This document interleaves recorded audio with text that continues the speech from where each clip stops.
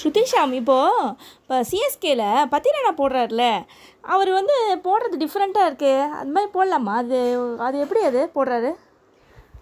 அது ஆக்சுவலாக legal action தான். ஆமாம், அது கரெக்ட். ஏன்னா அவருடைய கை, அதாவது எல்போ 15 டிகிரிஸ் மேலே போகாமல், அது மடக்காமல், அது கீழே தான் போடுறாரு. அதுவும் சக்கிங் போடல, அதாவது எல்போவை மடக்கிட்டே போடல, அதுவும் அண்ட்ராம் போடல. ஸோ லீகலான ஆக்ஷன் தான் அது. இதே மாதிரி ஒரு வாட்டி ஆச்சு. முத்தைய முதல்வர் இந்த மாதிரி ரொம்ப மடக்கி போடுறான்னு ஆஸ்திரேலியா நடக்கிற மேட்ச்சில் சொல்லிட்டாங்க.